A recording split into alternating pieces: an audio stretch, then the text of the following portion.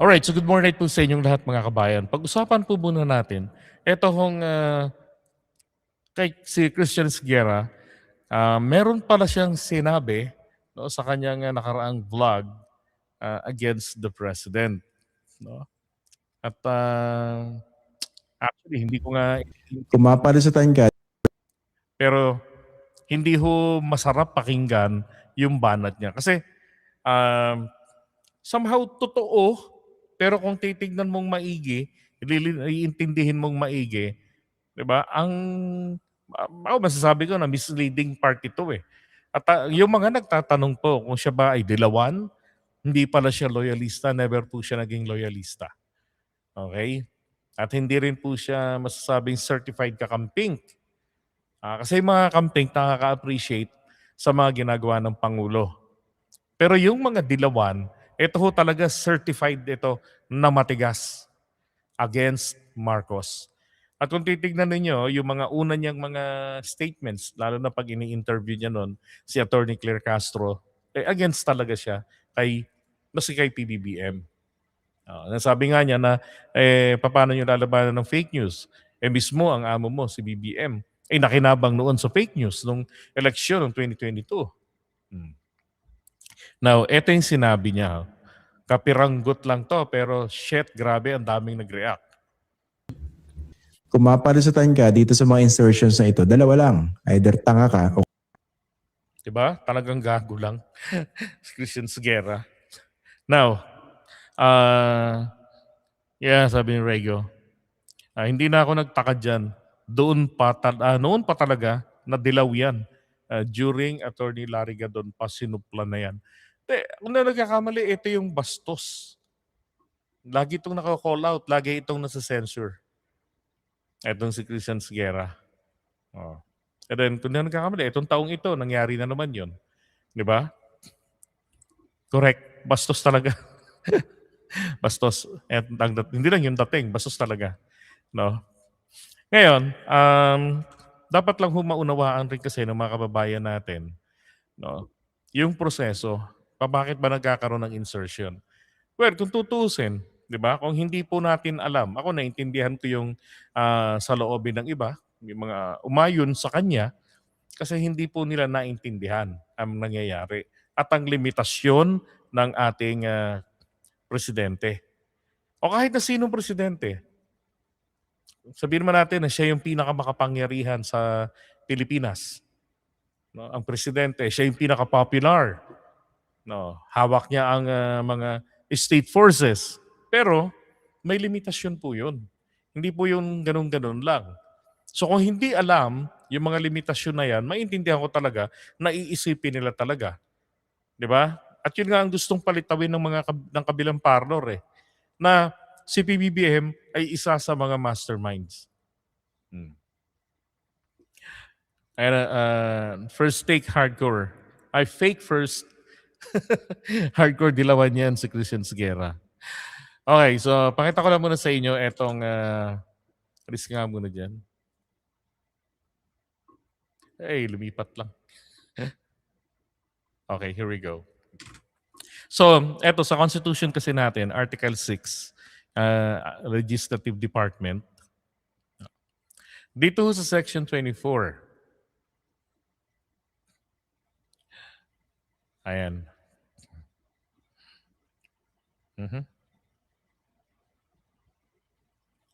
Okay, dito sa Section 24, sinasabi dyan, all appropriations, budget, no, shall originate exclusively in the House of Representatives. But the Senate may propose or concur with amendments. Okay? So since meron po diyang amendments, ang ibig sabihin po, diyan po pumapasok ang insertions. Wala hong masama sa insertions. Dati ko pa yung sinasabi, walang masama sa insertions. Part po ito ng legislative process. Nagiging masama lamang ito. Ang insertion per se, nagiging masama kung ito po ay ginawa sa labas po ng committee hearings. Kasi during committee hearings, for example, Department of Education. So, yung mga opisyalis ng Department of Education, papatawag yan ng Committee on Education. Yung appropriate committee. Oh. Sila ngayon ang magdi-deliberate sa pondo ng DepEd. Kasi pag nailusot nila yan, natapos na nila yung trabahong yan, nagkaroon sila ng mga amendments, na plansya nila, may mga nadagdag sila, may mga nabawas, no? Napasa na yan. Pagdating ho sa plenary, ito pong ito hong taga Committee on Education, sila rin naman po yung magiging sponsor ng pondo ng DepEd. Sila rin ho ang magdidepensa sa mga kapwa kongresistang ko-question o aatake doon sa proposed budget. Ganun yung sistema. Okay? Now, nasan doon ang presidente? Wala. Legislative department yan. Meron tayong separation of powers. Diba? Isa pang punto. Dito po pumapasok yung illegal insertion. So nakaugalian na po as early as 2010 or maybe 90s pa lang. No? Hindi na 2010. 2010 kasi yung small committee, dinispute ito ni dating Congressman Lagman. Yung ni Edsel Lagman. Pero parang since 1987, gawain na, nung nagka-constitution tayo, gawain na po sinisimulan niyang pagkatapos ng second reading, yung mga panukala na yan na naaprubahan na sa mga committee level, tapos naaprubahan na po yan sa plenaryo, wala na ho dapat na pagbabago doon. Ang hihintay na lamang doon yung next calendar for final reading or third reading. At pagka lumusot doon, at madali nang lumusot yan kasi formality na lang yun, then forward na yan sa Senate for their concurrence or suggestion. Kailangan yung version nila nagtutugma. Pag may hindi nagtugma, pumapasok po ngayon yung bicameral conference committee na dati ho'y naka-private. Buti ngayon naka-public na.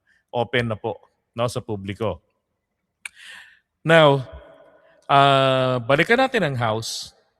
Sa loob po ng Committee on Appropriations, ay binubuksan nila ang small committee. At lahat po ng scam sa budget, dyan po nangyayari ang hocus-pocus. Ginagawa ho nila yung mga regular projects.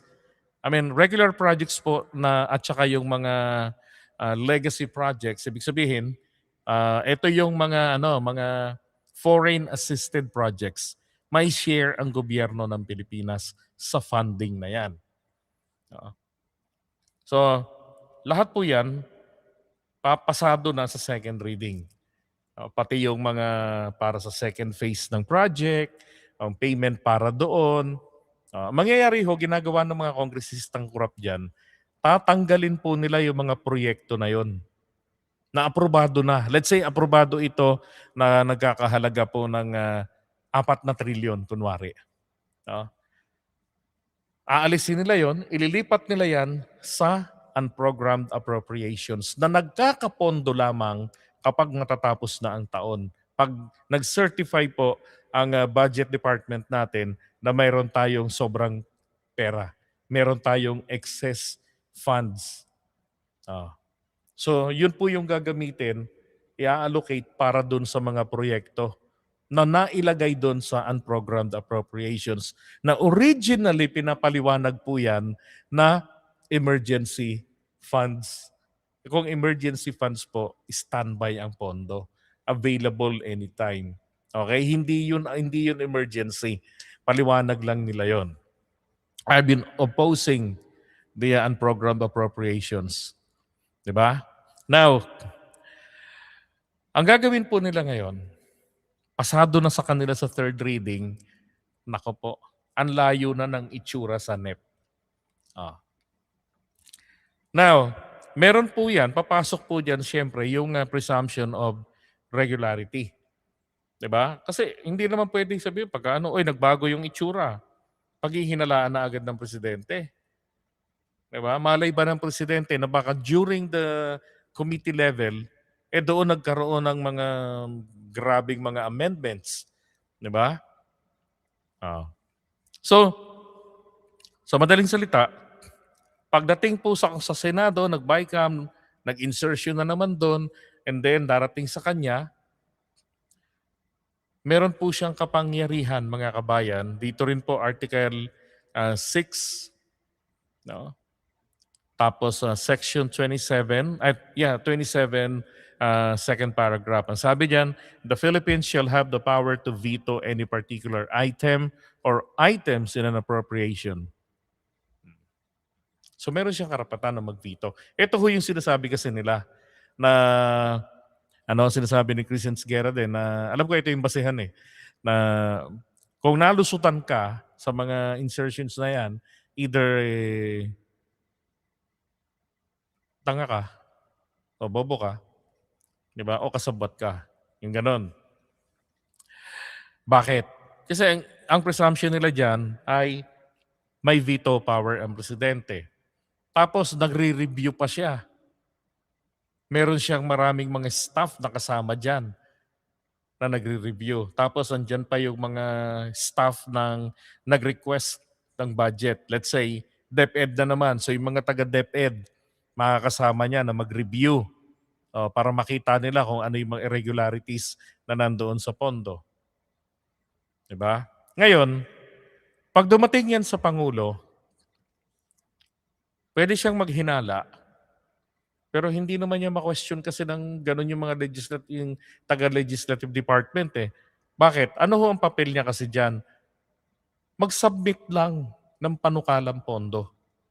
And then ang Kongreso ng Pilipinas ang magbubusisi nito para masiguro na maayos, no, ang kahahantungan nito. Kaya lang, ano ho ba nangyari? 'Di ba? At the end of the day, pinagmalaki pa ng Pangulo natin, oy, meron na kaming 2024, di ba? Meron na kaming natapos na 5,500 flood control projects. May ongoing nga lang. Hindi pa lahat tapos. Oo. So kumbaga, feeling niya, nadugtungan niya yung 13,917 flood control projects si Duterte. Di ba? And then later on, he found out na na-fact check siya ng langit. Then galit ng Pangulo, kaya personally nag-investigate siya. Pagdating ng 2025 SONA, mahiya naman kayo. 'Di ba? At doon na nga nagkaroon na ng mga investigation. Oh. Merong mga nakukulong na. Hindi pa man ito ganun karami na katumbas ng nawalang mga pera. Pero ang importante, tuloy-tuloy na umiikot ang proseso. 'Di ba? So diyan sa Pangulo ho, marami siyang mga tauhan. 'Di ba? Meron siyang mga tauhan diyan, yung mga tinatawag na na alter ego ng ating presidente, no? Ito yung tinatawag po na Doctrine of Qualified Political Agency. Or again, pinakamadali, no, kaysa tandaan yung Doctrine of Qualified Political Agency, ito pong alter ego. Itong mga alter ego, mga kabayan, ito ho yung yung gumaganap, no, kung ano yung designated duties sa kanila ng Pangulo. Yun po yung kanilang ginagampanan. Oh. Now, ito yung mga samples ng mga amendments. Okay? Katulad dito, example, no, sa oral arguments and program appropriation. Sabi rito, pursuant to the special provisions of the GAA, of the unprogrammed funds under GAA, prior approval by the President is not required, sabi. Kasi hindi naman na talaga kailangan ang pirma ng Pangulo o yung approval niya sa pag-release ng pera. Sabi nito ni Berberabe, correct, Your Honor. So, it is your position that under the GAA, the box stop with the DBM. The President need not approve the SAROS. Correct? Tama na naman yun. In other words, the DBM Secretary is no longer alter ego of the President. The DBM Secretary is co-equal with the President.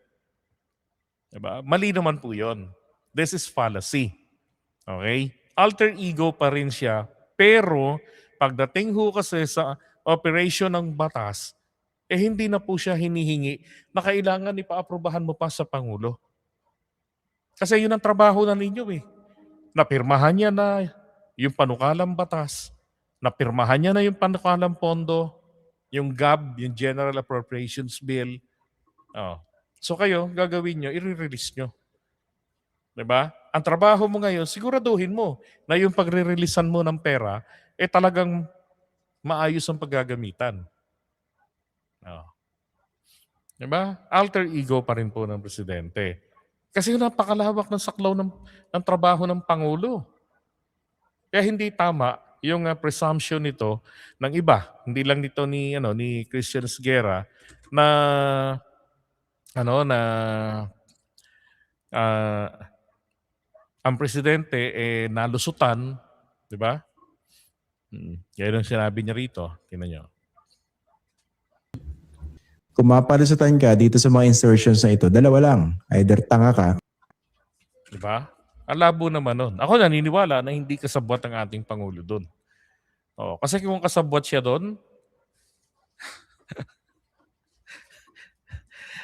hindi niya magagawa na paimbestigahan pati ang kanyang pinsan si Martin Romualdez. Hindi niya magagawa na kumprontahin ito. 'Di ba? Sabi nga ni Toby Chanko, nagkaroon sila ng confrontation. Oh, na doon sa kanilang confrontation, sinita niya yan nung bandang December ng 2024, nung sila nag-uusap, dahil nga